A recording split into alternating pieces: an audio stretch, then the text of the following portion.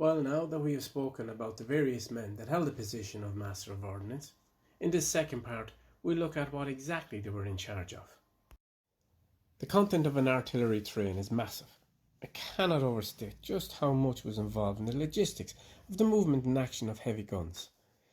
We have to remember that all of this would have depended on men and horses to move, and it would have required vast amounts of bow on roads that barely existed. Four essential parts of the artillery train would have been your regular soldiers, the guns themselves, the horses, and then the specialists, who would have had specific jobs. Here are some of the jobs.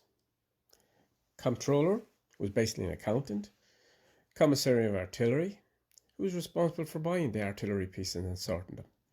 Paymaster, wagon master, the commissary of draft horses, for pulling the cannons, the purveyor, quartermaster, provost marshal, military police, for discipline, master gunner, along with his mates.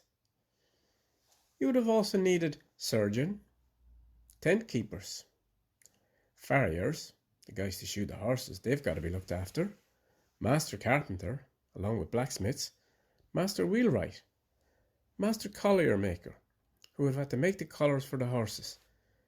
This is the big band that goes around the horse's neck, which the traces of the wagon are attached so they can be pulled. Master cooper, who would have made barrels to carry everything in.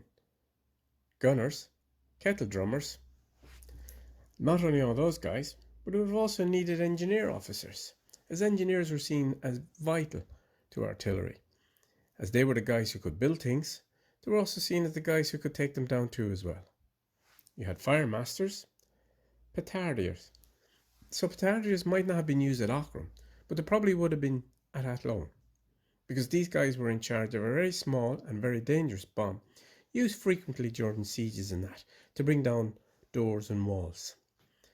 Petard actually is a French word that comes from breaking wind. I think these things broke a bit more than wind.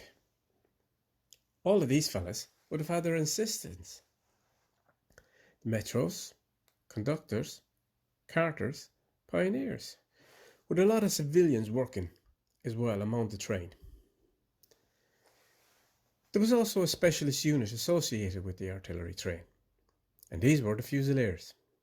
The word fusilier comes from the 17th century French word fusil, meaning a type of flintlock musket, where they got this name. Basically their job was to guard and escort artillery pieces, and they carried flintlocks rather than matchlocks, because these were less likely to accidentally ignite the open barrels of gunpowder and blow the whole train to smithereens. It wouldn't be good news. The other part of their job was to keep discipline among the drivers and ordinary troops of the train. This is because ordinary soldiers and civilians had often been hastily recruited, didn't have much military experience, and was less disciplined than the likes of the engineers and the more specialised guys. Okay, so we've looked at the men. Now, we'll have a look at the guns that probably would have been used at Aughrim. First up is one called Minion, and I'm not talking about the guys in this picture. The Minion was a type of a small cannon, and its name comes from the French word for cute, which, when fired, was not so cute. Minions were between 7 and 8 feet long, and weighed about 800 to 1,000 pounds. They fired ball which was roughly 3.5 pounds, and required about 3 pounds of black powder to fire. Their point-blank range was 125 yards. Point-blank range usually refers to the distance in which the cannonball will keep going straight until it starts turning down towards earth. Next up is the Saker, and these would have been between 8 and 10 foot long and weighed about 1,400 to 1,800 pounds. These would have been transported by attaching it to a two-wheel limber, which would have been drawn by 3 or 4 horses. They would have fired balls weighing around 6 pounds and would have required about 4 to 7 pounds of black powder. A team of 8 usually needed to fire it effectively. They would have been able to fire 20 shots an hour. As for their working life, the bronze ones would have been able to fire indefinitely, but the iron ones, they were only good for about 1,200 shots, so you needed to keep account. 4 bronze English Sakers were sent to Ireland in 1689, and these were probably still in service with the Williamite artillery at the Boyne. I don't know if they made Limerick. There was a lighter version of these standard cannons called the Drake. These lads would have been capable of firing approximately about 4-pounders. They were used small charge. This is because their barrel had less strength and too much power would have split the barrel when it fired. Next we have the Demni culverins. These were some of the bigger type of cannons that may have been around. 10 feet long. They would have weighed between 2,000 to 3,000 pounds and would have fired a ball between 9 and 11 pounds in weight. The amount of black powder required to fire would have been between 6 and 8 pounds, and their point blank range was about 175 yards. As we have records saying that the artillery pieces used at the battle were 3-pounders, 4 pounds, 6 pounders, and 12 pounders. This probably covered most of the artillery pieces that were at Aughrim.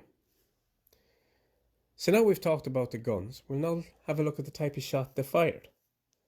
So you can see from the list here, there is a huge variety of shot these guns were capable of firing.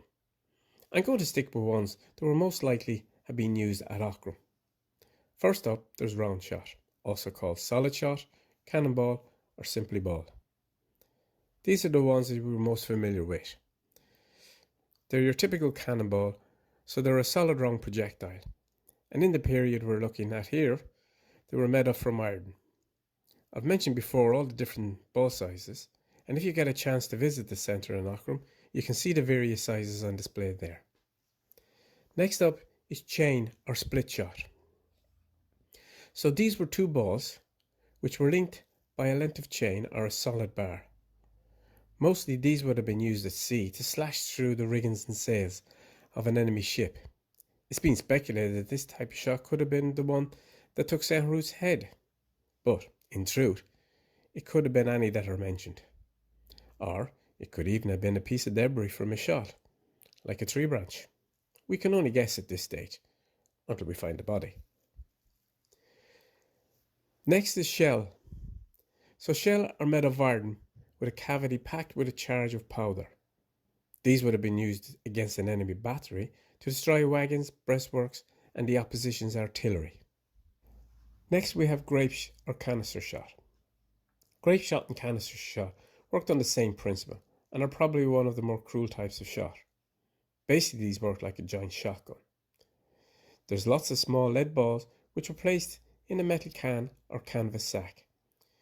When fired, spread out to be very effective against personnel. It was, however, only very useful at short range. Next we have carcass, which was essentially an early form of chemical weapon. This type of shot was made up of iron frame, bound with sackcloth and filled with various ingredients, such as pitch, sulphur, saltpeter and tallow, to name a few. This would have been fired, burst on impact, hopefully in front of your enemy, and release poisonous fumes, which also setting everything on fire. Pretty nasty. It's hard to say where it gets its name from, but it could be from the medieval practice of hurling dead animals as a form of biological warfare, or just for its resemblance to the human carcass. I'm not quite sure if much of that was used at Aughrim, but it's possible. Last but not least is the heated or hot shot. This was created by taking a solid iron ball and heating it in a specially designed furnace, and then loading it onto a cannon, fired while it's still red hot. The aim of this was to set fire to the enemy's defences. Interestingly, anyone who seemed to have a knack for bringing trouble down on themselves, or was deemed reckless, was often referred to as a hotshot, a phrase which is still stuck today. Again, not sure if this was used, but it could have been.